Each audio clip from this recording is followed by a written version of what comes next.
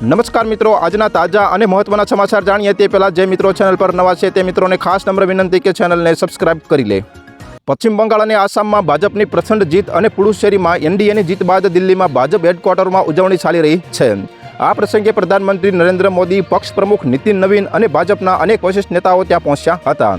PM મોદીના આગમન પર પક્ષના કાર્યકરોએ મોદી મોદી અને જય શ્રી રામના નારા લગાવ્યા હતા।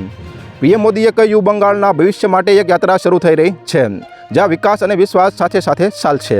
હું દરેક બંગાળીને ખાતરી આપું છું કે ભાજપ બંગાળના સારા ભવિષ્ય માટે દિવસ રાત કામ કરશે।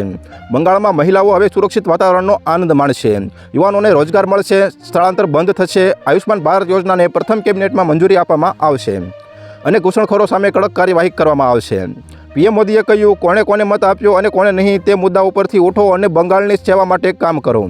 રાજકીય નિષ્ણાતો આ રાજ્યોમાં ચૂંટણીઓ અને પરિણામોની પોતપોતાની રીતે સમીક્ષા કરી રહ્યા છે। આ પરિણામોનું મહત્વપૂર્ણ પાસું તેમનો સમય છે।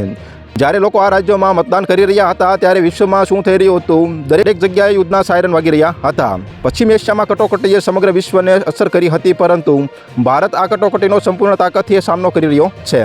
જીત અને હાર લોકશાહીનો સ્વાભાવિક ભાગ છે, પરંતુ 5 રાજ્યોના લોકોએ આખી દુનિયાને બતાવ્યું કે ભારત મધર ઓફ ડેમોક્રેસી છે। લોકશાહી આપણા માટે ફક્ત એક વ્યવસ્થા નથી, તે એક સંસ્કાર છે જે આપણી નસોમાં વહે છે। તો હાલ ત્યાર માટે આટલું જ મિત્રો, ફરી મળીએ નવી અપડેટ સાથે। તે પહેલાં વિડીયોને લાઇક કરી, ન્યૂઝ ચેનલને સબસ્ક્રાઇબ કરી પાછળ બેલ આઇકન દબાવી દેજો।